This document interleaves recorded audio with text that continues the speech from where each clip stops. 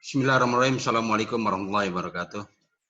Rekan-rekan peserta daurah online dari Parmusi yang berbahagia, alhamdulillah. Jadi bulan Ramadan ini kita sudah mendekati akhir-akhir Ramadan. Jadi kita harus semakin semangat ya. Kita kerahkan seluruh kemampuan untuk bisa beribadah semaksimal mungkin dan memperoleh Lailatul Qadar. Mari kita buka bersama dengan basmalah. Bismillahirrahmanirrahim. Yang lalu kita memperoleh materi pendalaman tentang malaikat. Karena malaikat ternyata ini real. Dia nyata, dia menjadi teman kita, menjadi sahabat kita semestinya. Jadi kita harus pilih mengenal fungsi, tugas, dan sosoknya bagi kita. Kali ini mungkin kita masuk ke Al-An'am ayat ke-9 Ustaz ya. 9 atau 8 insyaallah. Teman sekalian kami persilakan pada Ustaz Farid untuk kita bisa memulainya. Tafadhal Ustaz. Ya, bismillahirrahmanirrahim. Assalamualaikum warahmatullahi wabarakatuh. Waalaikumsalam warahmatullahi wabarakatuh. Alhamdulillah rabbil alamin wassalatu wassalamu ala asyrafil anbiya'i wal mursalin nabina Muhammadin wa ala alihi wa sahbihi ajma'in. Ya ayyuhalladzina amanu taqullaha haqqa tuqatih wa la tamutunna illa wa antum muslimun.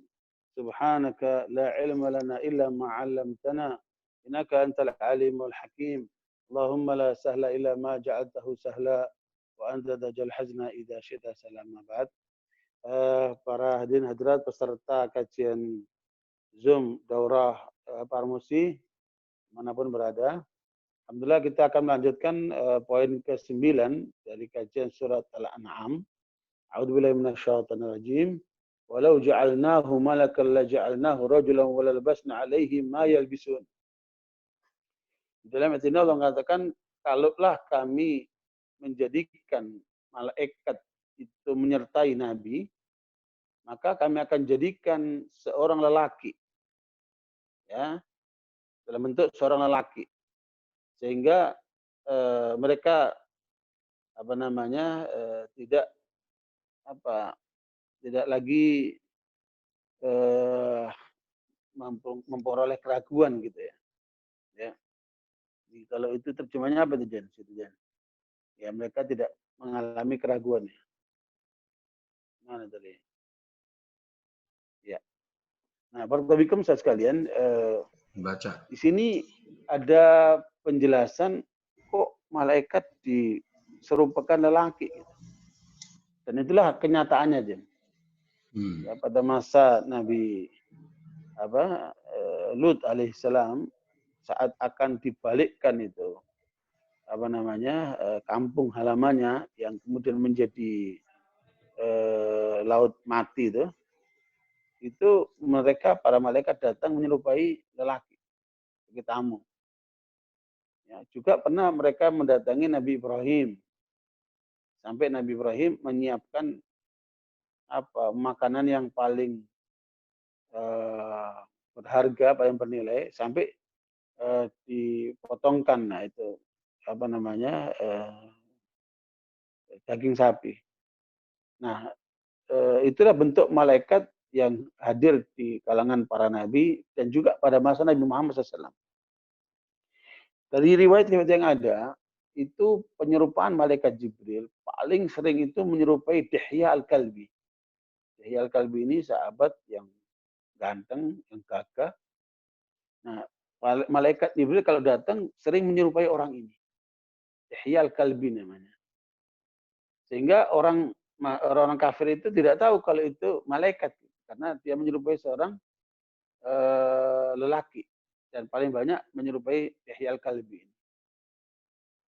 Di dalam riwayat Imam Bukhari Muslim itu dari riwayat Umar radhiyallahu anhu, pada saat Nabi SAW sedang memberikan kajian di hadapan para sahabat, tiba-tiba datang seseorang lelaki yang parlente gitu, pakaiannya rapi, rambutnya hitam, gagah, dan tidak kelihatan bekas seperti orang perjalanan gitu. Kan di sana itu daerah Sahara kan. Nah, tidak ada seorang sahabat pun yang ada di tempat itu yang mengenalinya. Siapa ini orang? Gitu. Dia menyerupai seorang laki yang berpakaian putih, rapi, gagah, dan tidak kelihatan bekas capek dan bekas kepergian gitu. Kemudian orang ini duduk di depan Nabi, ya, kemudian lututnya itu menempel dengan lutut Nabi. Kemudian dia bertanya, ya, tanyanya itu apa? Mal iman. Apa itu iman? Dari situlah kemudian menjadi panduan umat Islam rukun iman yang keenam itu. Untuk menabilahi wa malaikatihi wa kutubihi wa rusulihi. Bil malaikati wal yawmil akhir bil qadari khairi wa syarri. Rukun rukun 6 yang 6 itu adalah dari pertanyaan malaikat Jibril yang menyerupai seorang lelaki tadi yang gagah dan Nabi menjawabnya. Ya, 6 rukun iman itu. Iman kepada Allah, para malaikatnya, para rasulnya, kitab-kitabnya, hari kiamat dan qadar dan qadar. Untuk menabilahi malaikati wa kutubi wa rusuli wal yawmil akhir wa bil qadari khairi wa syarri. Ya, 6 rukun iman itu. Di situ disebutkan iman kepada para malaikat kan. Tetapi yang paling menarik bagi para sahabat yang hadir di tempat itu sebagaimana pernyataan Umar yang meriwayatkan hadis ini. Kemudian orang ini bilang sodakta, kamu benar. Nah, berarti dia sudah tahu. Ya, dia bertanya, dia bilang benar. Berarti sudah tahu dia. Nah, di sini juga pelajarannya. Kadang-kadang kita bertanya, bukan kita untuk tahu apa jawabannya. Kadang kita tahu jawabannya, tapi dimaksudkan supaya mendapatkan penjelasan yang cukup buat para hadirin. Gitu. Dia nggak boleh itu bertanya untuk memojokkan, bertanya untuk menjatuhkan. Jadi kalau bertanya untuk supaya mendapat jawaban dan memberikan penjelasan kepada hadirin, maka itu dibenarkan seperti yang dilakukan oleh malaikat Jibril. Ya. Nah, kemudian yang kedua dia bertanya, mal Islam. Apa itu Islam? Maka Rasul menjawab, anta syahada an la ilallah wa anni Rasulullah wa tuqimus shalah wa tu'ti zakah wa tasum Ramadan wa tahajjul bait in istata'ta ilaihi sabila. Rukun Islam yang 5 itu. Ya, beriman, melaksanakan 2 kalimat syahadat, salat, zakat, puasa, haji. Ya. Nah, itu rukun Islam yang kelima. Kemudian dia nanya lagi tentang mal ihsan. Apa itu ihsan? Apa itu ihsan? Nabi menjawab, anta budallah ka'annaka tarahu, fa illam takun tarahu fa innahu yarak. Ya, kalau kamu ihsan itu engkau beribadah kepada Allah seakan-akan kau melihat Allah. Kalau kamu tidak melihat Allah, pastikan bahwa Allah pasti melihat kamu. Itulah ihsan. Jadi perasaan kebersamaan seorang dengan Allah itu penting ya, di dalam hidup ini supaya dia merasa aman, merasa nyaman ya karena Allah mendampingi dia, mengawal dia, memberikan pertolongan dia, memberikan kekuatan kepada dia dan seterusnya. Nah, tetapi lagi-lagi dia mengatakan sodakta, kamu benar. Jadi 3 pertanyaan itu tetap dijawab dengan Nabi itu, dia selalu mengatakan sodakta, kamu benar. Berarti dia tahu sebelumnya. Itu yang menjadikan para sahabat itu bertanya, siapa nih orang ini? Ya. Nah, baru ketika bertanya, mata sa'ah. Kapan kiamat itu? Maka di sini Nabi mengatakan, mal mas'ul fi a'la minas sa'il. Orang yang ditanya tidak lebih tahu daripada yang bertanya. Tambah bingung lagi sahabat. Siapa ini orang? Karena Nabi mengatakan orang yang ditanya tidak lebih tahu daripada yang menanya.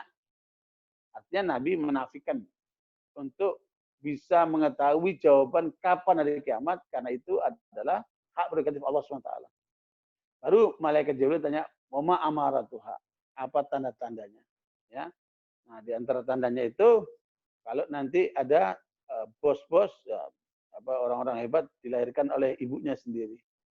Ya. Itu akan adanya budak-budak perbudakan, akan adanya bangunan-bangunan yang orang-orang desa itu sudah mulai membangun bangunan. Nah, tanda-tanda kiamat lah itu. Yang kemudian dalam banyak riwayat disebutkan ada 2 tandanya, sughra dan kubra. Sughra itu tanda-tanda kecil yang jumlahnya ada 131. tanda itu.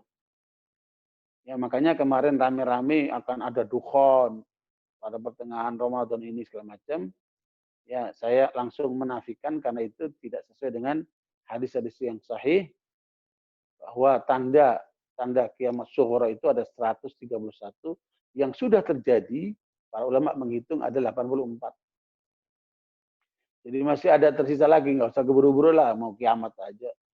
Ya, nah itu. Kadang-kadang orang-orang kalau sudah putus asa, tidak mau berbuat, itu yang ada hanya harapan-harapan saja, harapan kosong. Ya, terus dikait-kaitkan dengan kiamat, tanda-tanda kiamat segala macam.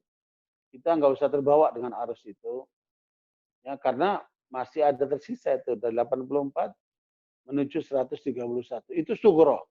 Nanti akhirnya itu ditandai dengan keluarnya Imam Mahdi. Ya, Imam Mahdi ini bukan seperti Mahdinya Syiah, juga bukan seperti Mahdinya Ahmadiyah. Ya, Ahmadiyah mengatakan Mahdinya itu hadisnya palsu itu. La Mahdiya illa Isa. Tidak ada Mahdi itu kecuali Nabi Isa. Makanya Ghulam Ahmad mengatakan, saya Mahdi, saya juga Isa. Kata saya Ghulam Ahmad itu menyimpang itu keyakinan orang Ahmadiyah itu.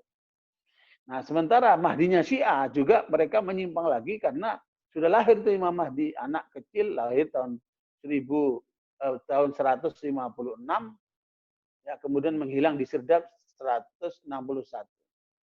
Dan nanti akan muncul di akhir zaman. Ini khurafatnya orang Syiah. Nah, dan Mahdinya menurut Syiah itu namanya Muhammad bin Hasan al-Askari. Dia udah lahir tahun 156 atau 55 dan akan kemudian menghilang tahun 161 dan akan muncul nanti di akhir zaman. Itulah yang sekarang ditunggu-tunggu oleh orang Syiah. Ya kalau mereka bilang Imam Mahdi ajallallahu farajahu, semoga Allah mempercepat keluarnya. Bahkan sekarang ini ada orang Syiah di Irak itu mengaku Imam Mahdinya sudah keluar katanya dari Sirdab. Nah, begitulah ajaran-ajaran menyimpang. Yang mereka hanya klaim-klaim saja. Ini namanya Muhammad bin Hasan al-Askari. Ya, padahal hadis-hadis yang sahih menunjukkan Imam Mahdi itu kata Rasulullah namanya sama dengan namaku, nama bapaknya sama dengan nama bapakku. Berarti namanya Muhammad bin Abdullah. Ya. Dan dia akan datang dari keturunan Hasan. Sementara Syiah itu meyakini Imam Mahdinya dari keturunan Husain. Jadi terlalu banyak penyimpangan. Saya punya kitab besar sekali perbandingan antara Mahdi Sunni dan Mahdi Syiah sesuai dengan keterangan Nabi SAW. Nah, barakallahu sekalian, itu penyimpangan-penyimpangan yang kemudian yang jelas tentang hadirnya Imam Mahdi ini ada sekitar 50 hadis. Ya, saya sudah kumpulkan itu sekitar 50 hadis antara yang yang palsu, yang dhaif, hasan sampai yang sahih dan dari seluruhnya itu masuk mutawatir makna. Artinya kedatangan Imam Mahdi itu satu keniscayaan. Ya, sebagaimana hadis tentang turunan Nabi Isa itu ada sekitar 60-an. Ya, itu semua akan menjadi tanda akan munculnya kiamat. Hanya saja tanda kiamat sughra supaya Bapak Ibu tahu akan ditandai dengan keluar Imam Mahdi yang terakhir itu. Masuklah tanda kiamat kubra. Nah, tanda kiamat kubra itu diawali dengan munculnya Dajjal. Ya. Nah, Dajjal ini akan dihantar oleh sekitar 70 ribu orang Yahudi dari Asfahan. Ya, nanti yang berhadapan dengan Dajjal ini adalah Nabi Isa alaihissalam. Ya, Nabi Isa alaihissalam. Jadi Nabi Isa turun dari langit untuk membunuh Dajjal ini. Dan nanti Nabi Isa setelah berhasil membunuh Dajjal, maka Nabi Isa akan sholat di belakang Imam Mahdi. Yang menunjukkan bahwa Nabi Isa akan mengikuti syariat Nabi Muhammad SAW. Seperti itu. Jadi itu, kalau sudah muncul Imam Mahdi, itu tanda akhir kiamat kecil, masuk ke kiamat besar, itu dengan keluarnya Dajjal. Ya, dan turunnya Nabi Isa SAW, terus sampai nanti matahari terbit dari barat, dan macam-macam tanda kiamat kubra itu. Ada 10 lah tanda kiamat kubra itu. Ya. Nah, Bapak-Ibu itu sekedar saja untuk menyampaikan satu peringatan jangan sampai kita terjerumus oleh pandangan-pandangan tentang akan adanya kiamat dalam waktu dekat. Memang kiamat itu sudah dekat. Dari masa Nabi mengatakan kiamat itu dengan aku seperti ini. Ya. Karena memang Nabi yang terakhir. Ya, tidak akan terjadi kiamat kecuali pada masa umat Muhammad SAW ini. Dan tidak akan terjadi kiamat kecuali tidak ada lagi orang yang beriman kepada Allah. Kali masih ada parmusi, nggak akan ada kiamat. Maknanya dakwah akan jalan terus, perjuangan akan jalan terus kan. Ya, kiamat itu terjadi kalau sudah tidak ada orang yang beribadah kepada Allah. Begitu, rusak manusia semuanya. Nah, makanya nggak usah terlalu dikait-kaitkan karena kita harus berjuang, harus menang kita. Adanya jangan terpaku dengan ajakan-ajakan seperti itu. Oke, kembali kepada orang yang datang menjumpai Nabi itu. Setelah selesai mendapat penjelasan itu, pergilah orang itu. Orang yang tamu tadi itu pakai pakaian putih, seger rapi itu, dia pergi oleh Rasulullah diperintahkan kepada Umar. Umar, kamu kejar orang itu, tangkap, bawa ke sini cepat. Ya kan? Umar kejar, udah nggak ada itu orang, udah hilang, begitu cepatnya. Gitu. Ya. Nah setelah Umar datang, tidak ada ya Rasulullah, saya udah kejar nggak ketemu. Kata Rasulullah, dialah itu Jibril sedang datang mengajarkan agama kalian. Coba itu. Ya, jadi kadang-kadang perlu itu kiai, ustadz, ulama datang tidak dalam sebagai penceramah. Dia hadir, tetapi kemudian dia diminta penjelasan seperti itu. Dia memberikan pengertian kepada umat yang hadir itu. Subhanallah. Ya, betapa tawaduknya ulama yang seperti itu kan. Ikuti pola Jibril itu. Dia datang untuk mengajarkan, tapi orang yang diajarkan tidak merasa bahwa dia ini adalah mengajarkan gitu. Tapi dengan pola seperti itu. Itu pola pendidikan yang luar biasa menurut saya.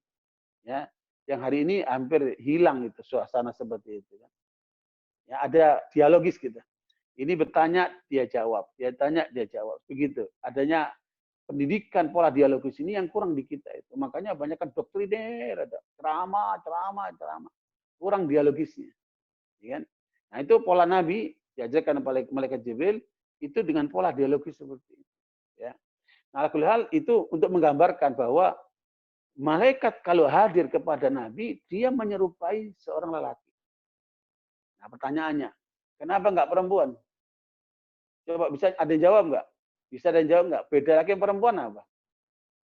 Coba dibuka Jan, siapa itu yang bisa jawab Jan? Kenapa kok malaikat enggak datang perempuan? Kok jadi laki itu? Perempuan bisa melahirkan anak, Mas. Lah itu ngapain di depan orang banyak melahirin anak? Kan nggak ada kaitan. Perempuan cantik. Bisa menggoda iman. Nah itu, perempuan aja nggak bisa jawab, apalagi laki kan. Coba jawabannya. Ada yang lain nggak coba? Saya jawab dulu ya, kalau nggak ada jawab nih. Ya. Iyalah, kasih bocorannya lah. Perempuan ini biar sadar. Di dalam Islam itu perempuan itu sangat terhormat. Ya, apalagi sebagai ibu kan.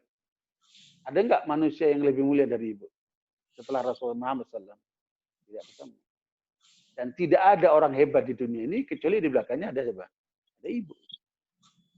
Luar biasa, peranan ibu tidak tergantikan. Makanya kalau saya ketika tinggal di negara barat itu, saya menyaksikan penderitaan terbesar ada pada perempuan. Ya, kalau ibu ke sana, ujungnya perempuan itu di mana? Di panti-panti jompo. Itu mana itu lakinya, mana itu anaknya. Makanya mereka bikin namanya Hari Ibu. Untuk apa Hari Ibu? Supaya datang itu anaknya menjumpai ibunya, bawa kembang. Ibu, ini aku Bu, I love you Bu. Besok itu goodbye lagi. Tahun gitu lagi. Lah ngapain kita ikut-ikutan Hari Ibu? Loh kita setiap kali ketemu sama ibu. Jadi kadang-kadang kita ini memang dibagi-bagikan sama mereka itu. Kita punya agama ini luar biasa. Dan subhanallah atas alasan kebebasan berekspresi, kebebasan hak manusia dihancurin itu perempuan. Kasihan. Kalau saya bicara ini akan panjang, tapi udahlah. Nanti biar diseminarkan sama ibu-ibu itu. Jadi apa korban daripada demokrasi terhadap perempuan? Dahsyat. Kebebasan itu apa korban yang dialami oleh perempuan? Apalagi sekularisasi dan seterusnya itu. Jadi kalau kita lihat peradaban barat ini yang paling banyak dikorbankan adalah perempuan. Lah kok perempuannya nggak sadar? Keluar rumah mejeng-mejeng, pakai lipstik, terus nggak pakai jilbab, terus apa menor-menor, apain itu? Kamu itu akan jadi sebagai daging yang akan diterkam oleh macan-macan di sekitarmu itu. Begitu yang harus sadari itu. Tapi banyak awewe nggak paham itu. Ya makanya perlu disadari. Nah sekarang saya mau jawab nih. Ya di hadapan Allah laki perempuan sama. Tuh, itu konsep awal yang harus kita paham. Silakan lihat surat An-Nahl 97. Ya, a'udzubillahi minasyaitonir rajim. Man 'amila shalihan min dzakarin aw untha wa huwa mu'minun falanuhyiyannahu hayatan thayyibah wa lanajziyannahum ajrahum bi ahsani ma kanu ya'malun. Silakan baca surat An-Nahl ayat 97.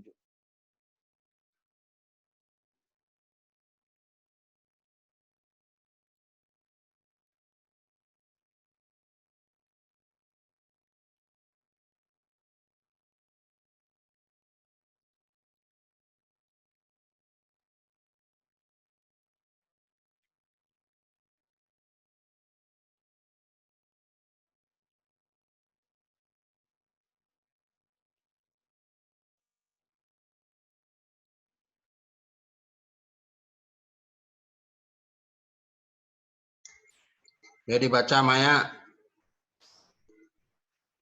Rudi baca Rud. Dewi. Mbak Ona. Kalau yang nggak mau baca kita anggap rawan, Jen. Rawan itu pemalu, Jen. Iya, gimana ini? Barang siapa yang mengerjakan amal saleh, baik laki-laki maupun perempuan dalam keadaan beriman, maka sesungguhnya akan kami berikan kepadanya kehidupan yang baik. Dan sesungguhnya akan kami beri balasan kepada mereka dengan pahala yang lebih baik dari apa yang telah mereka kerjakan. Allahu Akbar. Lihat itu Bu Ona. Jadikan ini panduan muslimah parmusi. Nggak perlu pakai isu gender apalah itu. Bohong semua itu. Ya, Ibu lihat tuh apa pertemuan internasional di Kairo itu. Cido namanya kan? Cedo kan? Itu apa itu? Apa itu Cido itu? Rusak perempuan semua itu. Nah, kalau kita belajar itu merusak perempuan semua. Jadi merusak rumah tangga, merusak perempuan, merusak segala macam. Nah, itu ada perjalanan panjang itu. Memang yang perlu dipahami oleh kita, ya, terutama pejong-pejong parmusi ini, bahwa Barat sebagai satu komponen ya yang ajarannya itu sekularis, yang memisahkan antara bumi dan langit. Ya, mereka ini memisahkan antara bumi dan langit. Kalau bahasa ilmiahnya sekularisme, memisahkan apa agama dan negara. Itu artinya memisahkan bumi dan langit. Itu program besar mereka. Di Barat itu ada 3. Ada manusia Barat, kita nggak ada masalah dengan mereka. Ya, kalau beda agama, lakum dinukum waliyadin. Silakan. Ya kan? Yang kedua, ada ilmu Barat. Teknologi lah, apa, sains lah, apa. Ini ambil seluruhnya ini. Karena itu milik umat manusia. Yang kata Rasulullah, al-hikmatu dhalatul mu'min, anna wajadaha fahuwa haqqu biha. Ilmu itu barang hilangnya orang Islam. Kapan dia menemukan, ambil itu. Ya, ini harus kita ambil nih. Ada pada mereka. Dan ini adalah awalnya warisan ulama-ulama Islam. Yang dikembangkan oleh mereka. Baca itu buku Zigrid Hanki, Dr. Zigrid Hanki. Tentang peranan Islam di Barat. Luar biasa. Perempuan itu diungkapkan bagaimana Barat itu kalau tanpa Islam nggak maju mereka. Ilmu mereka itu diadopsi dari ilmu ulama-ulama Islam. Tapi kitanya kemudian ketika datang ke Barat belajar ilmu, kita ambil budayanya semuanya. Malah ilmunya nggak diambil coba itu kan. Itu anak-anak muda kita yang terbawa oleh arus. Harusnya diambil ilmunya saja. Nggak usah diambil pola orang Baratnya. Gitu. Karena mereka punya budaya sendiri. Beda dengan budaya kita. Nah, yang ketiga ini proyek Barat. Nah, proyek Barat itu adalah hegemoni Barat untuk memaksakan kehendaknya kepada dunia Islam. Diawali dengan penjajahan dan diakhiri dengan perusakan totalitas kepada seluruh tataran kehidupan umat Islam. pribadinya dirusak, rumah tangganya dirusak, masyarakatnya dirusak, negaranya dirusak, dan bahkan dirampok kekayaannya untuk kemudian kita menjadi budaknya mereka. Itu silakan dipelajari secara mendalam. Itulah hegemoni Barat yang hari ini kita merasakan dahsyat. Ya, makanya tokoh-tokoh kita itu kan rata-rata sekuler. Yang kena ketika sekolah di Barat itu alhamdulillah Pak Nasir itu tidak melanjutkan kuliahnya. Kalau dia lanjutkan kuliahnya, mungkin juga beda keadaannya. Gitu. Otaknya akan ke barat-baratan. Karena memang di sana terjadi brainwashing cuci otak. Dan ini yang tidak sadari oleh kawan-kawan kita. Ya, makanya ya saya juga ngalami sendiri kan. Saya ngisi di New South Wales University sampai di letter apa sana itu Melbourne itu ya, perguruan tinggi hebat sana itu. Saya masuk ke sana, saya memberikan kajian juga di depan mereka, kita dialog. Jadi sekalian itu harus dibedakan ini. Yang perlu kita ambil yang kedua itu ilmu Barat itu kita ambil, karena mereka telah mengembangkan dari apa yang kita punyai. Itu hak kita untuk mengambil kembali ilmu itu. Tapi sayangnya anak-anak muda kita yang berangkat ke Barat, sekolah ke Barat, diambil tiga-tiganya, luar biasa itu. Kemudian mereka jadi kaki tangannya, komprador-kompradornya. Betapa rusaknya itu anak-anak itu kan. Itulah yang terjadi dari kehidupan umat Islam di seluruh dunia. Ya, mereka kemudian saya baca perkembangan orientalisme hari ini, terakhir ini, mereka sudah nggak perlu lagi datang ke negeri-negeri Muslim. Orientalis itu tinggal ongkang-ongkang di sana, ya kan? Nanti seminar sekian bulan sekali diundanglah tokoh-tokoh kaki tangan mereka hadir ke sana menyampaikan semua itu. Jadi akhirnya orang Islam tapi jadi budaknya mereka. Ya kan? Nah, yang paling dahsyat itu lihat itu lewat media itu. Mereka banyak metodenya, banyak caranya, baik lewat politik kayak demokrasi liberal itu, atau lewat media-media, atau lewat LSM mereka bentuk, dan macam-macam cara yang lainnya. Bahkan saya dapat data informasi tentang 4.000 pesantren yang dibiayai oleh mereka. Lewat Asian Foundation, lewat Bikit Foundation, lewat Ford Foundation, macam-macam. Di negeri kita ini. Mereka cuma satu tujuannya supaya tidak ada perlawanan terhadap mereka, supaya orang-orang Islam itu menjadi kaki tangan mereka, jadi budak-budaknya mereka. Sehingga hasilnya apa? Lihat orang Islam kebanyakan. Jadi kalau ibu-ibu lihat ada perempuan berjilbab yang tidak berjilbab itu korban mereka. Kalau sekarang ibu-ibu lihat orang-orang Muslim yang punya semangat membela Islam, tetapi sekian besar umat Islam yang tidak mau Islam, justru mereka mau sekulerisme, mau yang lainnya, itu korban-korban mereka semua. Itu namanya brainwashing, dahsyat.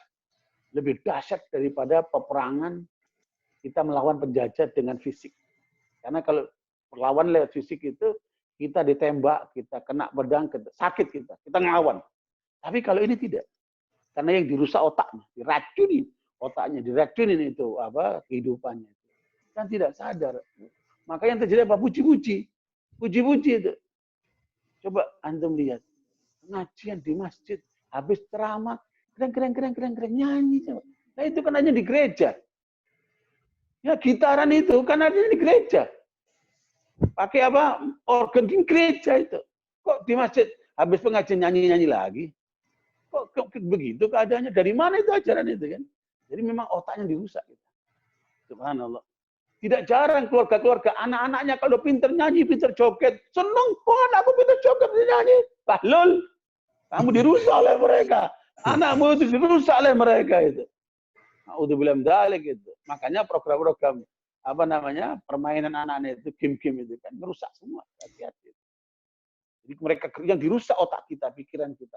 Dan yang paling dahsyat pendidikan. Makanya kemarin Mbak Leni itu benar itu memperingatkan akan ada gerakan besar untuk peta jalan pendidikan di Indonesia ke depan ini. Kalau kemudian kita tidak sadar untuk mengkritisi ini, untuk menghadang itu, bakal terjadi kerusakan yang luar biasa pada masa Orde Baru. Ya, saya ini termasuk korban pola pendidikan Daud Yusuf.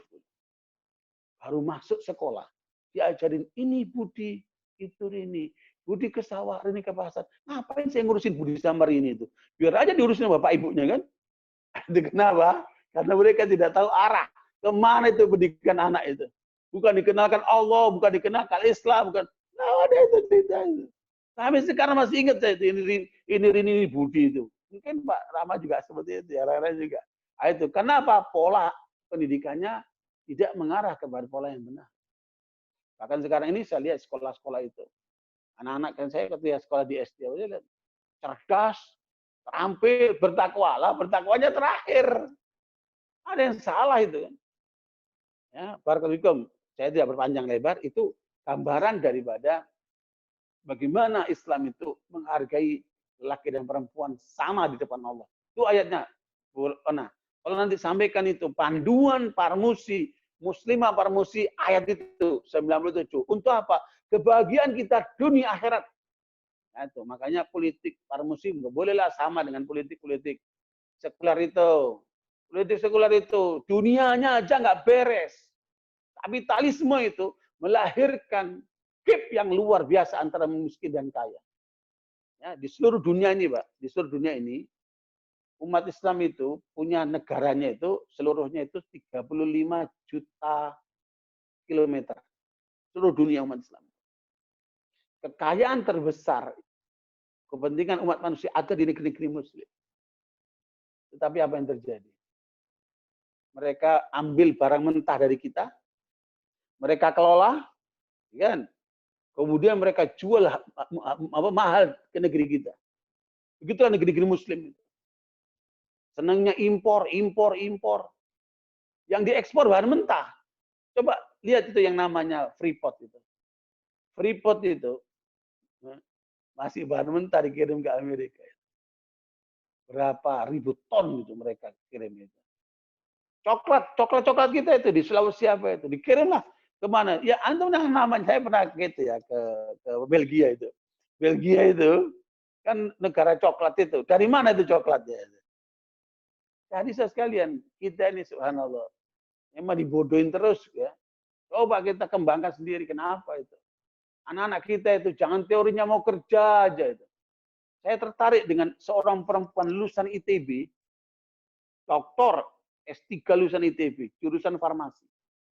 Ini bapaknya profesor. Lulus doktor, summa cum laude dari ITB, ditaruhlah oleh perusahaan-perusahaan asing untuk direkrut dengan gaji besar. Dia tolak. Dia nggak mau jadi apa? Jadi pekerja asing itu. Ngapain, Bu? Jualan pecel, Bu. Dia dagang pecel sampai dikenal pecel S3. Subhanallah, berhasil dia. Karena apa? Memang orang pintar, pecelnya nggak sama dengan pecel yang lain, berkualitas. Ini pecel yang bikin sehat, pecel yang kemudian pintar lah dia itu kan. Sekarang orang beli pecelnya itu inden seminggu. Coba ibu-ibu bisa nggak itu? Jangan jadi pegawai aja itu. Ini dia ditekan sama bapaknya yang profesor itu, rektor. Anak lu ITB, dokter S3, jualan pecel. Nah, daripada bapak pakai kendaraan mobil plat merah. Itu anak merdeka ini. Subhanallah. Makanya anak-anak kita itu jangan diajarkan untuk jadi pegawai-pegawai. Itu ajarkan untuk jadi pengusaha-pengusaha itu biar merdeka jiwanya. Oke, terlalu jauh caranya nih ya. Sekedar untuk anda aja, mumpung semangat ini. Akhir Ramadan itu harus tambah semangat, jangan tambah lemas. Nah, kembali kepada itu. Perempuan di depan Allah sama posisinya.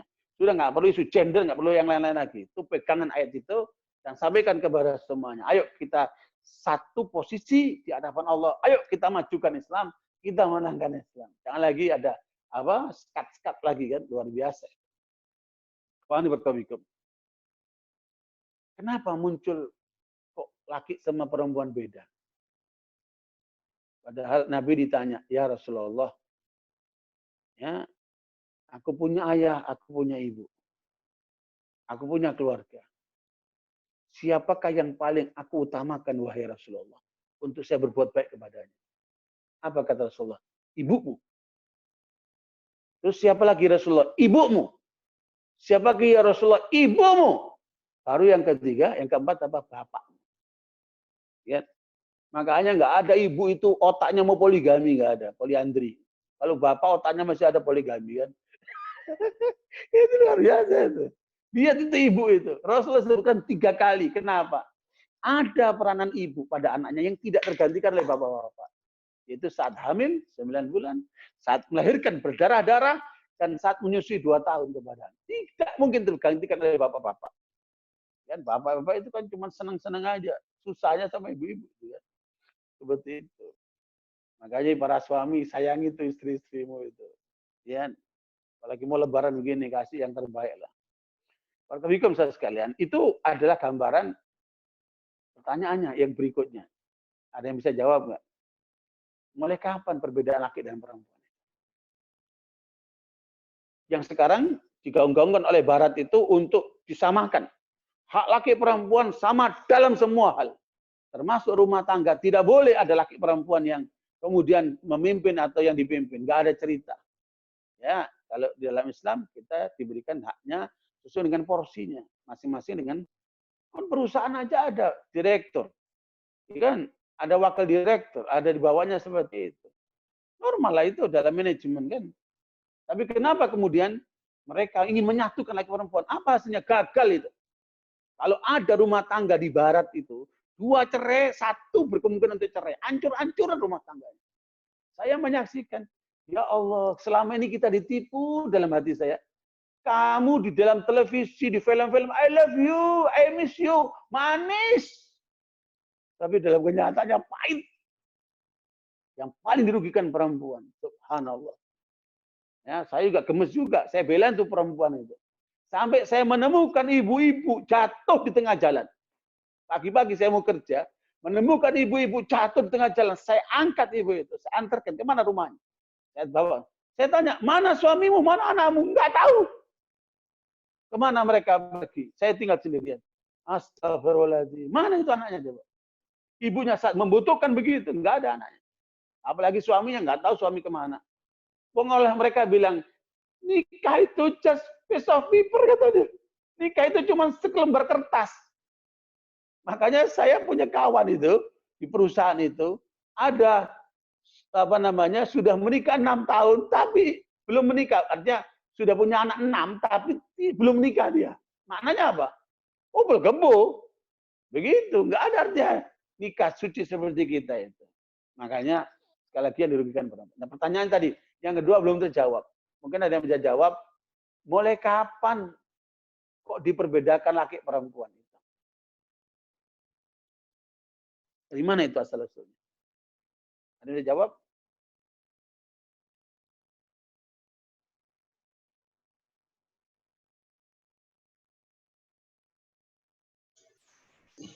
Yo, siapa yang jawab? Mulai kapan laki dibedakan dengan perempuan gitu, Ustaz? Peranannya, Ustaz. Mulai turunnya Al-Quran itu, Ustaz, yang ada ayat perempuan sama laki-laki itu berbeda. Mana itu? Barangkali, Ustaz. Ayatnya di mana coba? Tunjukkan ayatnya, harus ilmiah. Iya, iya. Itu dia, lupa. Bu, Ya. Bu, dengerin Bu. Ya, lihat surat Az-Zukhruf 16 sampai 19. Nah, itu jawabannya di situ. Az-Zukhruf 16 sampai 19. Jadi ternyata itu adalah perilaku jahiliyah. Jadi kalau ada yang membedakan laki perempuan itu jahiliyah. Mbak Koti, baca Mbak Koti. Ya, gitu. Kalau pakai kacamata kelihatan nenek-neneknya. Mana belum ada di sel.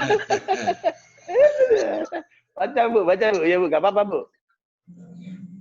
Yang penting kalau mau supaya tidak pikun banyak baca Quran.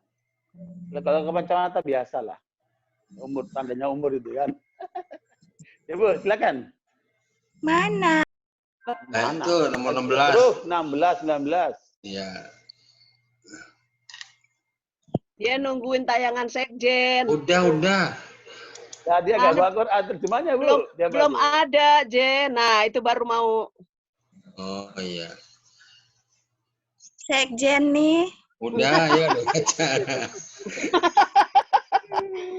Iya, dibaca. Az-Zukhruf. dia mengambil anak perempuan dari yang diciptakannya dan dia mengkhususkan buat kamu anak laki-laki. Kedengeran suaraku. 17. Sudah, Jen. 17 sekarang. 19 sampai 19, Mbak. Ya. Padahal bila salah seorang di antara mereka diberi kabar gembira dengan apa yang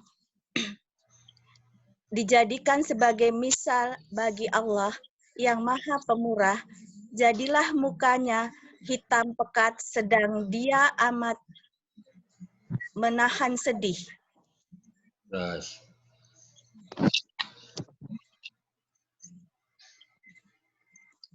Ya, Dan terus. apakah patut menjadi anak Allah orang yang dibesarkan dalam keadaan berperhiasan, sedang dia budak tidak dapat memberi alasan yang terang dalam pertengkaran.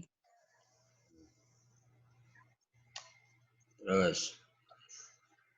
Dan mereka menjadikan malaikat-malaikat yang mereka itu adalah hamba-hamba Allah yang Maha Pemurah sebagai orang-orang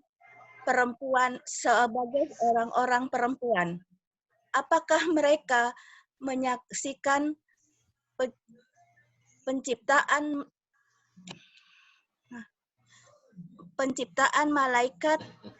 malaikat itu kelak akan dituliskan persaksian mereka dan mereka akan diminta pertanggungjawaban. Ya, terima kasih. Lagi puasa, Bu. Bukan tulisannya Kecil ya, tulisannya malam. Ayo, jadi coba yang hadirin itu, siapa yang tahu maknanya? Bu Ona, ini paham nggak itu maksudnya apa itu? Apa itu maksudnya? Ayat-ayat tadi itu apa maksudnya? Itu Bu Ona tadi ngomong dari Al-Quran, itu Al-Qurannya. Maksudnya apa itu Bu Ona?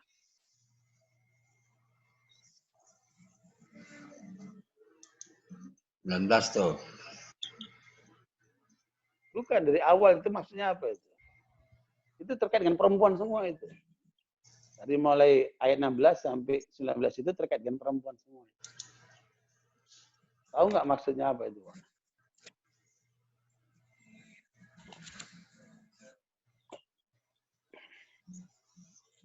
Jangan lupa ayat-ayat ini ayat-ayat tentang masalah perempuan. Jadi kiat. Beda perempuan dan laki-laki ini. Gimana bedanya, Mbak? Perempuan dari yang diciptakan hilang sih suaranya. Oke, dengerin ya. Iya. Dengerin ya. Tapi jangan lupa. Jadi isu gender bahwa perempuan beda dengan laki itu adalah perilaku jahiliyah. Allah rekamkan itu untuk kita. Jadi orang-orang jahiliyah itu kalau mereka lahir anaknya perempuan, mukanya itu cemberut. Mereka nggak suka. Ya perempuan lagi. Seperti sekarang banyak orang kan, ketika punya anak perempuan, ya perempuan lagi. Itu jahiliyah itu. Ya, padahal belum tentu perempuan itu di bawah nilai laki. Berapa banyak sekarang yang lebih hebat dari laki-laki. Ya. Ya, yang penting itu kan keimanan, kesadaran, ya kan, semangat juang hidupnya itu arah yang benar.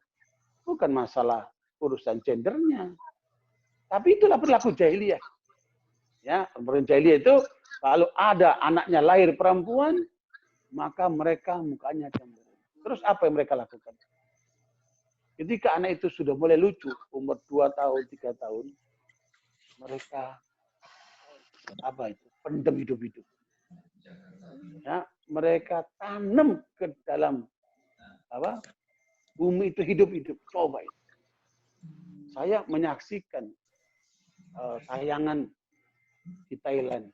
Di sana ada budaya, kalau suami itu meninggal dunia duluan, maka istri harus siap dikubur bareng bersama suaminya itu dalam satu kuburan itu. Sementara dia masih hidup. Coba itu. Budaya apa itu juga? Saya bilang kejam betul ini. Itu saya lihat bagaimana perempuan itu dipaksa masuk kuburan sama dengan lakinya yang sudah meninggal dikubur hidup-hidup. Tapi perempuan itu sudah mengalami pernikahan, sudah mengalami kehidupan rumah tangga. Tapi di masa jahiliyah itu lebih dahsyat lagi, masih anak kecil yang nggak berdosa, yang lucu itu. Tanam hidup-hidup. Adakah kekejaman lebih daripada itu? Dalam Islam justru perempuan itu dihormati, dihargai, dimuliakan. Maka lahirlah perempuan-perempuan hebat di masa sahabat itu kan. Ada Ummu Sulaim. Tahu Ummu Sulaim itu siapa? Ya, Ummu Sulaim itu adalah ibunya Anas bin Malik. Ya, Ummu Malhanah, Ummu Sulaim ini perempuan terhormat yang ditinggal suaminya murtad. Tapi kemudian dia dilamar oleh Abu Talha. Waktu itu Abu Talha lelaki kaya raya, ganteng, gagah, tapi kafir. Kata Ummu Sulaim, lamaran engkau wahai Abu Talha tidak pantas untuk ditolak. Ya, orang yang menolak lamaranmu itu nggak pantas lah. Kamu itu ganteng, gagah, kaya, terhormat. Tapi sayang, saya muslimah, kamu kafir. Lihat ketegasannya akidahnya. Kalau kamu masuk Islam, maka Islammu itu mahar bagiku. Tidak perlu kau bayar apa-apa. Luar biasa. Perempuan ini luar biasa itu. Lihat itu perempuan-perempuan cemen itu. Dapat laki kafir, udah jawabannya nggak banyak, dikorbankan imannya, naudzubillah, ditinggalkan keluarganya. Naudzubillah min dzalik. Ya. Saya punya data banyak lah yang seperti itu. Itu karena imannya jeblok. Lihat ini Ummu Sulaim ini. Sudah ngaji sama Nabi. Tidak pantas lamaran seperti engkau itu ditolak, wahai Abu Talha. Tapi saya muslimah, kamu kafir. Tidak boleh kita menikah. Tapi kalau kamu masuk Islam, Islammu itu mahar bagiku. Dahsyat. Ya kan? Akhirnya apa? Abu Talha masuk Islam. Nah, turunlah ayat itu. Surat Al-Imran. Al-Imran ayat 92. Coba dilihat itu. Itu terkait dengan Abu Talha. Al-Imran ayat 92. Coba itu. Untuk kita semua umat Islam. Tapi itu ada peristiwa yang dialami Abu Talha terkait ayat itu. Al-Imran 92. Ted, baca Ted. Coba kalau kita paham ayat ini, nggak ada orang miskin itu di antara umat Islam. Bismillahirrahmanirrahim. Kamu tidak akan memperoleh kebajikan sebelum kamu menginfakkan sebagian harta yang kamu cintai. Dan apapun yang kamu infakkan, tentang hal itu sungguh Allah Maha mengetahui. Sadaqallah. Apa itu maksudnya? Kalau Bapak Ibu punya harta yang Bapak Ibu cintai, mungkin emas yang disimpan, mungkin tanah yang berharga, ya mungkin aset tertentu yang perhiasan atau apa yang disimpan atau dibanggakan. Kamu belum betul imanmu sebelum kamu infakkan itu di jalan Allah. Kira-kira begitulah maknanya. Yeah. Nah, kita masih nyimpan aja itu harta itu, pelit-pelit seperti itu. Mana umat semakin maju kalau begitu? Ya, jangan ikut itu oligarki itu. Bisanya nyedot aja, nggak mau ngasih. Nah, sekalian, pada saat turun ayat ini, datanglah Abu Talha ke Rasulullah. Ya Rasulullah, ini kebun Bayruha. Kebun Bayruha itu yang paling cakep, yang paling indah, berdekatan dengan rumah Rasulullah. Di depannya rumah Rasulullah. Wahai Rasulullah, inilah kebun Bayruha, kekayaanku yang paling aku cintai, yang paling berharga. Berikan semuanya di jalan Allah. Mengikuti ayat ini. Coba itu. Rasulullah terkagum dengan Abu Talha. Luar biasa. Ya, luar biasa. Saya sarankan engkau, wahai Abu Talha, bagikan harta berhargamu ini untuk keluargamu. Supaya kamu dapat 2 pahala. Pahala infak dan pahala silaturahmi. Dahsyat. Coba itu. Ini sekarang keluarga kita banyak menderita, banyak susah. Kita tenang-tenang aja. Nggak turun tangan membantu mereka, mikirkan mereka. Saya sedih sekali melihat umat ini ya. Kemiskinan itu dipertontonkan. Bagi-bagi beras, bagi sembako, bagi 200.000, 300.000, 500.000 di film dipertontonkan seperti itu. Itu konsumtif. Sehari 2 hari juga habis itu, seminggu habis itu. Bagaimana perjalanan dia berikutnya? Bagaimana sekolah-sekolah anaknya itu? Subhanallah, di kita itu kemiskinan dipertontonkan luar biasa. Ya, padahal itu tanggung jawab kita semua. Barakallahu sekalian. Makanya semakin kita berorganisasi, semakin berat tanggung jawab kita. Jadi kita harus menyelamatkan banyak orang. Karena kita satu kendaraan ini. Makanya jangan kendaraan itu dikosongin itu kursinya itu. Masukkan banyak orang di situ itu. Supaya selamat kendaraan itu kan. Kalau bicara tentang Ummu Sulaimnya lebih dahsyat lagi dari Abu Talha. Jadi Ummu Sulaim ini, Bapak sekalian, pelajaran juga ini. Ketika menikah dengan Abu Talha itu, lahirlah seorang anak bayi yang Abu Talha sangat cinta kepada anak itu. Bagaimana bapak pagi berangkat, sore pulang. Berangkat kerja boleh pulang gitu. Suatu hari anaknya Abu Talha yang dipegang oleh Ummu Sulaim ini kemudian terjadi kontraksi di perutnya dan sampai meninggal dunia. Pagi hari. Abu Talha sudah berangkat kerja. Sama Ummu Sulaim dirapikan anak ini, ya dirapikan anak itu, ditaruh di tempat tidurnya. Ummu Sulaim sibuk mengurus rumah tangganya. Dia apel, dia masakin, dia apa. Dengan penuh kepasrahan kepada Allah. Ya, setelah sholat Isya pulang Abu Talha. Ya, kemudian disambutlah sama Ummu Sulaim. Langsung sudah disiapkan makanan di rumahnya. Diajak makan itu suaminya. Tidak bicara anaknya. Nah, di tengah makan itu, Abu Talha nanya, gimana anak kita? Kata Ummu Sulaim, alhamdulillah dia lebih tenang dari sebelumnya. Belum paham Abu Talha ini. Dia lebih tenang dari sebelumnya. Lihat jawabannya itu. Perempuan hebat ini. Akidah itu yang menjadikan anak seperti itu. Dia lebih tenang dari semua. Disuruh makan dia. Sudah selesai makan. Ngapain, Bu? Diajak tidur. Dikelonin. Subhanallah itu. Udah selesai. Baru bertanyalah Ummu Sulaim. Wahai Abu Talha. Kalau ada orang titip barang sama kamu. Kemudian dia datang mengambil barang itu. Sikap kamu gimana? Ya kita serahin lah. Wong itu barang dia. Kita cuma dititipin. Kita balikin lah. Nggak paham dia. Nah, anak kita itu titipan Allah. Tadi pagi dipanggil sama Allah. Innalillahi wa inna ilaihi rajiun. Udah pelepotan begini kamu baru ngomong kan? Allahu Akbar. Kira-kira ada nggak perempuan kuat seperti itu? Itu akidah. Tangguh. Luar biasa. Ini baru ada masalah dikit dan mewek. Ada masalah dikit terus kamar dikunci. Ya Allah, kalau saya dapat istri gitu kawin lagi saya. Perempuan cengeng begitu. Naudzubillah. Lihat ini hebatnya nih perempuan. Akhirnya apa? Diantarkan ke suaminya, melihat diciumin anak itu. Kata Abu Talha, sebelum subuh kita menghadap Nabi SAW. Supaya anak ini didoakan, supaya anak ini menunggu kita di surga. Sebelum subuh datanglah Abu Talha bersama istrinya yang sudah mandi, sudah segera apa ke sana.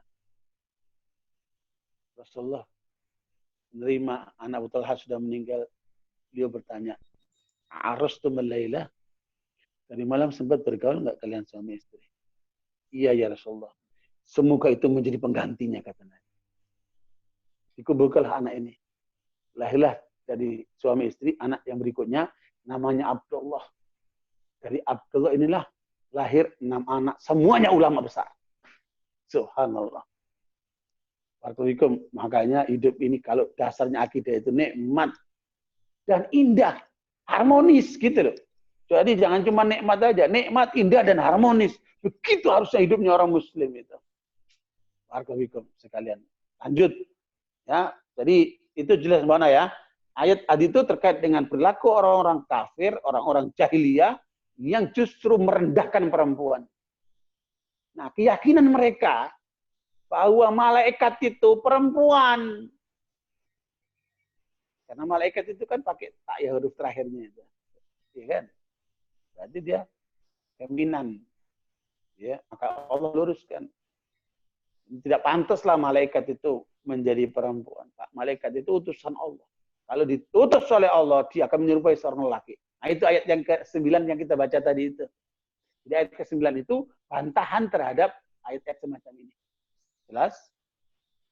Kalau ada orang yang membedakan laki perempuan, itu jahiliyah. Ada di depan Allah, dua-duanya sama. Ya, dan kemudian kalau ada orang meyakini malaikat itu perempuan, itu perilaku jahiliyah. Nah, itulah yang kemudian diyakini oleh Yahudi, oleh Syiah. Malaikat itu perempuan. Nah, itu perilaku jahiliyah semua itu. Oke, kita lanjut. Surat As-Saffat ayat 100. Apa? Surat As-Saffat ayat 150 ya. 100. Surat As-Saffat 150 dan sebelumnya itu. 150. Ya. Ayat 149 sampai 150. Fastaftihim ali rabbikal banatu wa lahumul banun am khalaqnal malaikata inasa wa hum syahidun. Itu. Ini keyakinan mereka tentang malaikat itu mereka anggap perempuan. Lanjutin, lanjutin. As-Saffat 149 150. Bismillahirrahmanirrahim. Tanyakanlah ya Muhammad kepada mereka orang kafir-kafir Mekah, apakah untuk Tuhanmu anak-anak perempuan dan untuk mereka laki-laki? Atau apakah kami menciptakan malaikat-malaikat berupa perempuan dan mereka menyaksikannya? Itu. Jadi keyakinan malaikat perempuan itu adalah keyakinan jahiliyah yang dinafikan oleh Allah dalam ayat itu. Ya, begitulah karena waktu kita terbatas di dalam surat Al-Isra ayat yang ke-40 juga. Al-Isra 40 juga itu menafikan malaikat itu perempuan.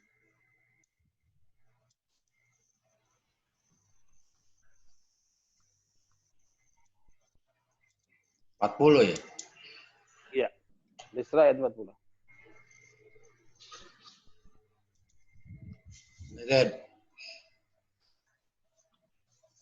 Isra 40. Kelihatan.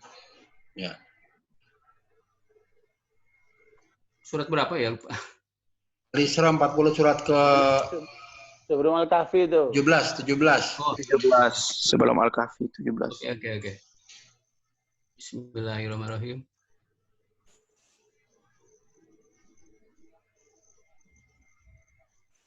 Maka apakah patut Tuhan memilihkan bagimu anak laki-laki, sedang dia sendiri mengambil anak-anak perempuan di antara para malaikat? Sesungguhnya kamu benar-benar mengucapkan kata-kata yang besar dosanya.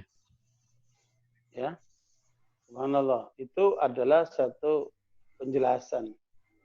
Ya, kalian senang kalau punya anak laki. Masa Allah disuruh menjadikan malaikat itu anak-anak perempuan? Ya, itu perilaku jahiliyah. Ya, yang menganggap malaikat itu perempuan.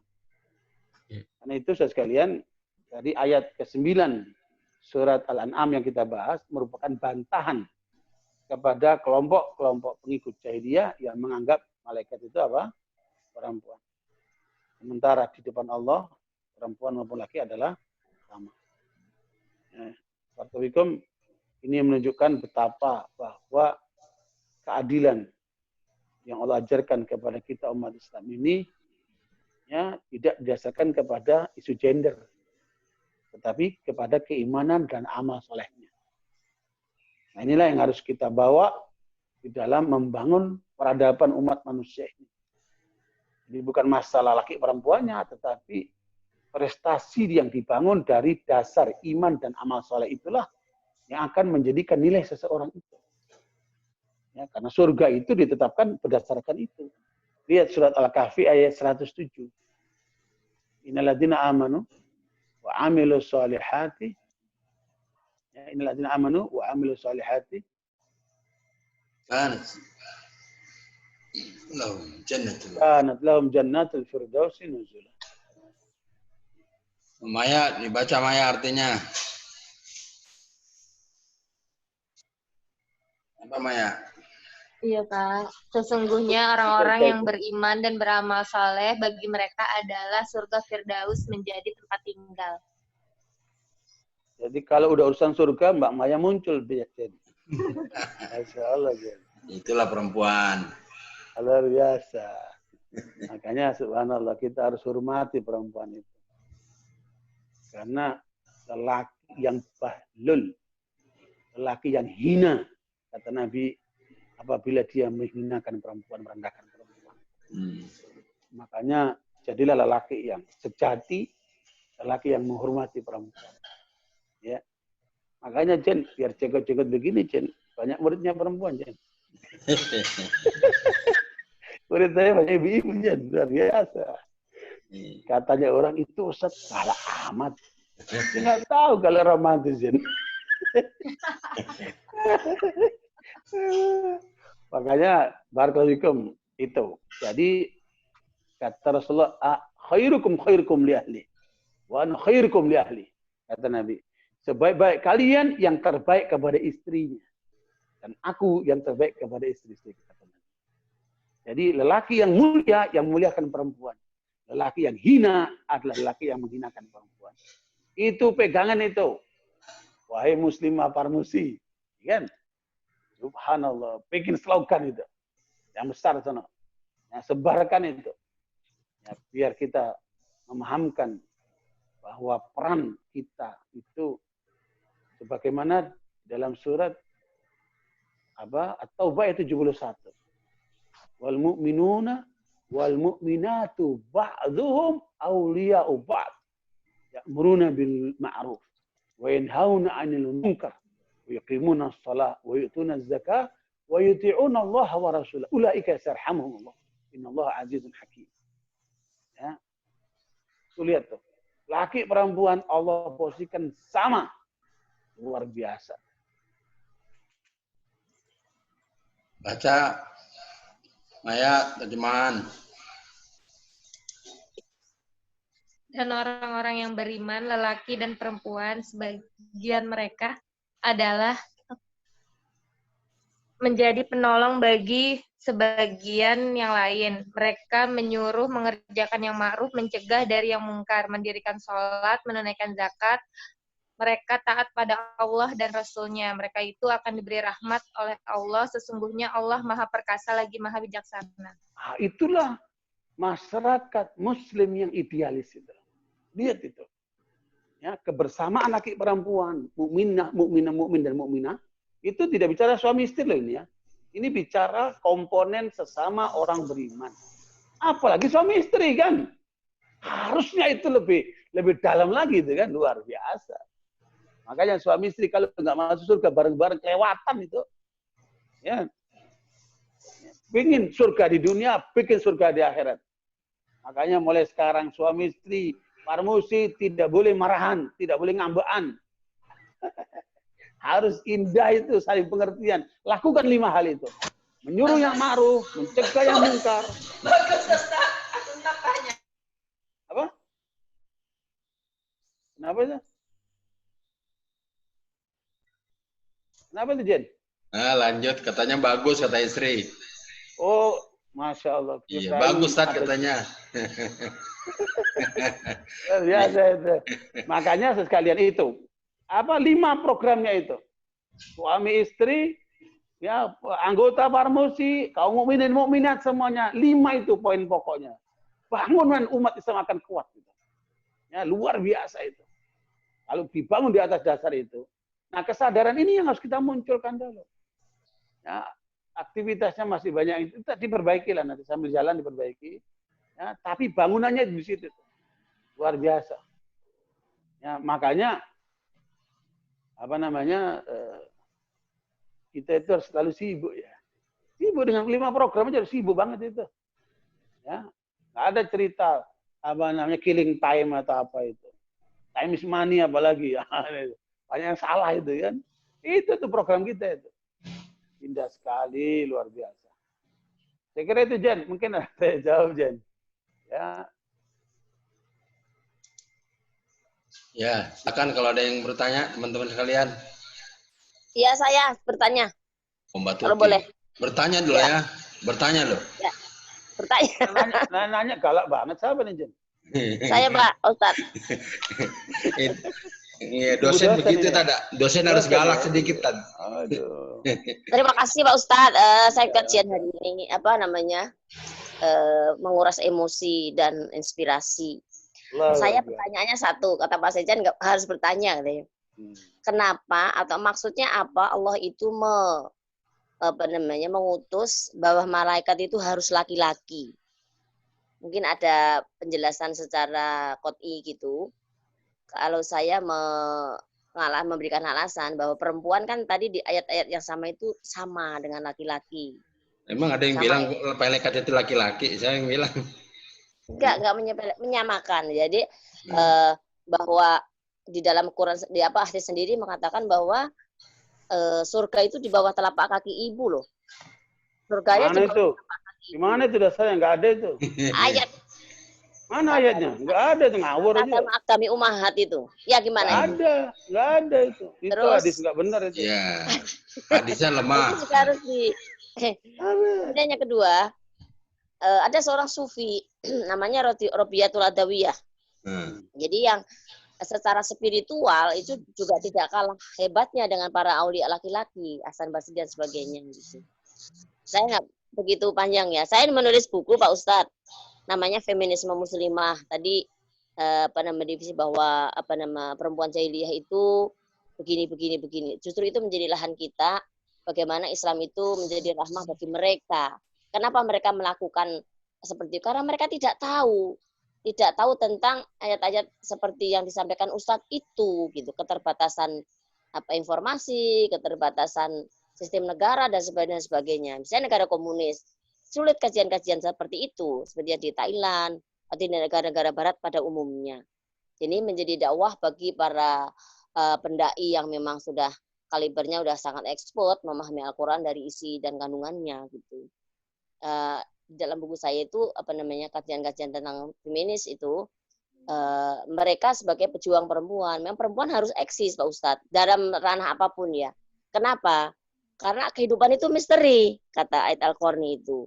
Kita tidak tahu apa yang terjadi hari esok. Tapi Mbak, feminis gaya Barat itu dia justru mendistorsi perempuan. Perempuan itu sudah harus hamil, harus menyusuin, tapi dia juga harus kerja di luar. Terus tanggung jawab lakinya apa? Iya, Pak Ustadz. Kalau jenis-jenis feminisme itu banyak macamnya. Ada radikal, humanis, macam-macam. Jadi apa yang dikatakan Ustadz itu betul. Bagaimana Islam itu menjadi referensi, menjadi sumber nilai bagi kaum feminis itu, Pak Ustadz. Jadi kita harus melawan gerakan itu dengan gerakan yang Pak Ustadz sampaikan itu. Perempuan adalah sebagai tiang negara, perempuan sebagai ibu atau Rasatul Ula dan sebagainya gitu loh Pak Ustadz. Nah, jadi pertanyaan awal tadi saya sampaikan, kenapa malaikat itu laki-laki? Terima kasih Pak Ustadz. Ya, barakallahu. Ini Bu, tidak ada yang nyebut malaikat laki-laki. Siapa nyebut? Di mana ayatnya? Tidak ada penjelasan malaikat itu laki atau perempuan, nggak ada. Justru Al-Quran itu yang sedang kita baca tadi ayat ke-9 surat An-An'am itu membantah orang-orang jahiliyah yang menganggap malaikat itu perempuan. Sehingga karena itu malaikat turun dalam bentuk lelaki, bukan dalam bentuk aslinya, Bu. Kalau bicara aslinya sudah kita bahas pada minggu yang lalu kan. Kan? Malaikat Jibril itu sampai 600 sayapnya itu. Coba cek lagi perempuan tuh, nggak ada cerita. Ya, jangan disamakan dengan kita. Justru itu membantah mereka. Itu Bu. Saya mau tanya Bu, benar nggak meyakini malaikat perempuan? Jelas nggak benar. Karena itu berlaku jahiliyah. Ditambah lagi sebelumnya ayat tadi itu, mereka memperlakukan perempuan itu kan hina sekali. Oh, itu bukan cuma jahiliyah di negara barat itu, perempuan itu tidak boleh makan sama laki kalau dalam keadaan men. Itu di Yahudi, di Kristen, semua begitu dulu, Bu. Di ajaran Yahudi apalagi ketat sekali. Perempuan lagi men tidak boleh makan bareng sama suami. Coba itu. Perempuan di barat sana itu sebelum kena nilai-nilai Islam itu, perempuan itu hina sekali, Bu. Diperlakukan seperti budak. Ibu silakan belajar itu. Bagaimana perempuan menurut mereka itu. Setan. Dianggap setan itu perempuan. Naudzubillah min dzalik. Jadi jahiliyah ini bukan cuma jahiliyah di sebelum Islam, Bu, sampai jahiliyah di barat, jahiliyah di timur seperti itu.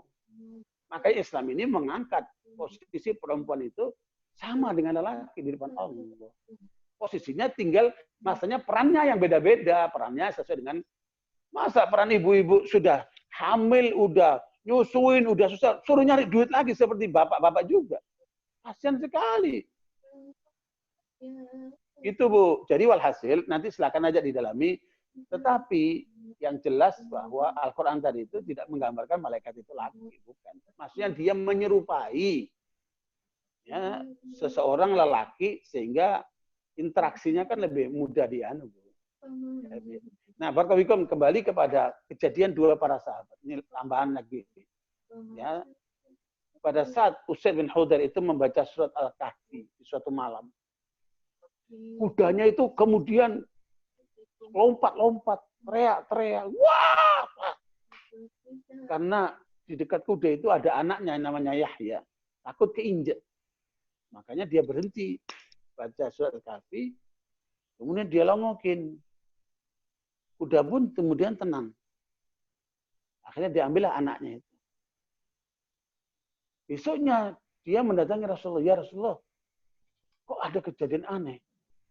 Pada waktu saya ulangi lagi, saya beli Yahya itu, anakku, terus saya ulangi lagi baca Kahfi, kuda itu teriak-teriak lagi, bergolak lagi.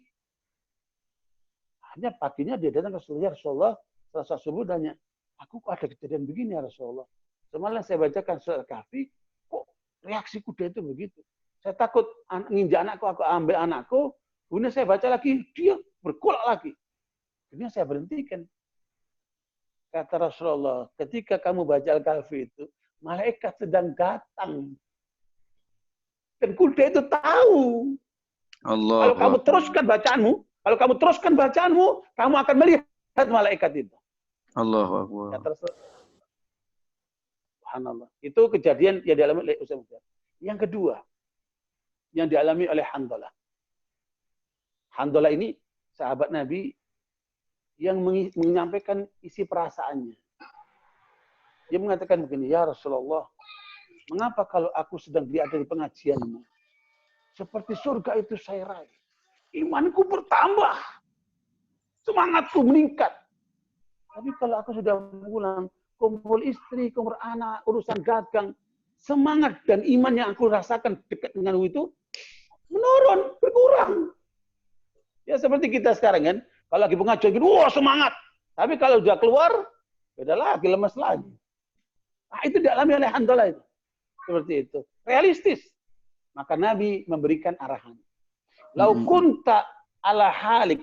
Kalau kamu mengalami keimananmu dekat dengan aku, begitu juga sama seperti itu kamu rasakan dalam keluargamu dan kehidupan sono, kamu akan dijabat tangani oleh malaikat. Itu pernyataan Nabi. Maknanya apa? Kita harus menjaga keimanan kita, jangan sampai menurun. Gitu. Stabilitas iman ini harus kita jaga. Itulah istiqomah itu. Istiqomah itu artinya menjaga stabilitas keimanan supaya tidak menurun. Ya, harusnya meningkat. Meningkat itu dengan ketaatan, menurun pasti karena maksiat. Karena maksiat itu kalau menurun. Maka kata Rasulullah, kalau kamu menjaga keimananmu seperti aku di sini, juga di luar sono, maka kamu akan dijabati oleh malaikat. Apa yang terjadi?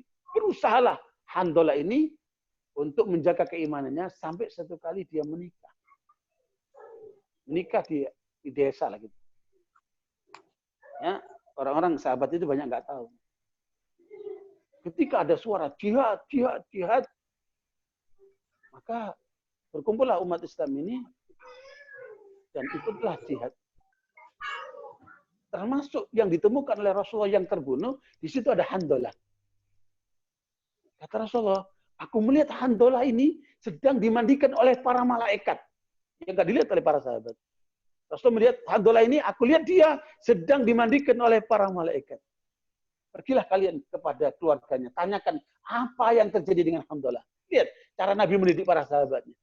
Makanya dakwah itu bukan cuma ceramah, harus dalam realitas.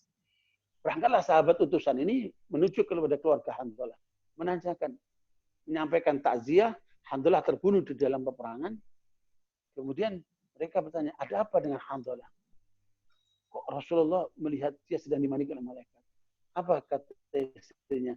Semalam itu Handolah baru menikah pengantin baru. Belum sempat untuk mandi jenabat. Panggilan jihad, dia tinggalkan istrinya dan berangkat di jihad. Kemudian dia terbunuh itu. Masya Allah. Coba sekarang. Pengantin baru, subuhnya kelewatan. Allah kan maha tahu kita pengantin baru. Coba itu kita itu. Pantas enggak kita seperti itu? Lihat itu imannya para sahabat. Makanya saudara sekalian, kalau kita lihat para sahabat, kita jauh sekali. Tetapi bukan berarti mustahil. Ya, makanya kalau ingin menang, kata Imam Malik, kalian harus ikuti cara para sahabat. Ya, apapun generasi itu, dimanapun generasi itu, kalian tidak akan menang kecuali dengan pola para sahabat. Gimana polanya? 5. Tambahan ini. Kata Imam Al-Auza'i, cara sahabat itu 5 untuk menang. Pertama, menjaga kesatuan umat. Jaga berjamaah. Jamaah sholat, jamaah Jumat, jamaah Ramadan, jamaah Id, jamaah haji. Jamaah umat ini, jaga kesatuan umat ini. Jangan berpecah belah. Jangan menyimpal dari umat. Satu. Itu cara menangnya sahabat. Jaga persatuan. Yang kedua, menegakkan sunnah. Jangan jauh dari sunnah. Jangan sunnah itu dianggapkan cuma poligami aja. Sunnah itu mengikuti pola hidup Rasulullah. Mengikuti cara perjuangannya Rasulullah. Tegakkan sunnah itu. Jangan menyalahi sunnah. Yang ketiga, ya, interaktiflah dengan Al-Quran. Banyak baca Quran. Dalami Al-Quran. Suarakan Al-Quran. Ya kan? Kemana-mana berjihadlah dengan Al-Quran. Luar biasa. Ya, surat Al-Furqan ayat 52 itu kan. Wajahidtum bihi jihadan kabira. Berjihadlah dengan Al-Quran itu jihad yang besar. Kemudian yang keempat, makmurkan masjid-masjid itu. Ya, pos-pos kader-kader pamusi adalah masjid-masjid, bukan kantor-kantor. Masjid-masjid harus kita jadikan pos-pos kita. Makanya desa-desa madani jangan jauh dari masjid. Hidupkan lewat masjid. Yang kelima, jihad fisabilillah. Berjuang di jalan Allah dengan sesuai kemampuan kita masing-masing. 5 itulah pola kemenangan para sahabat, dan insya Allah dengan itu Allah akan berikan kemenangan juga kepada kita, bagaimana harapan Imam Malik rahimahullah. Tidak terkait dengan teknologi, tidak terkait dengan apa-apa, itu fasilitas lah semua itu. Saya kira itu Jan, sudah masuk asal Jan, jazakumullah khair atas. Ya, terima kasih Ustaz, sekalian, jazakumullah khairan Ustaz. Mudah-mudahan Allah SWT memberikan rahmat dan berkah pada kita sehingga kita tetap di jalan lurus dan iman kita semakin tinggi, semakin besar dan semakin kokoh. Ya, nah, karena itu teman sekalian, mari kita sama-sama tutup sesi ini dengan baca kafaratul majlis. Subhanallah wa bihamdika asyhadu an la ilaha illa anta astaghfiruka wa atubu ilaik. Assalamualaikum warahmatullahi wabarakatuh. Terima kasih.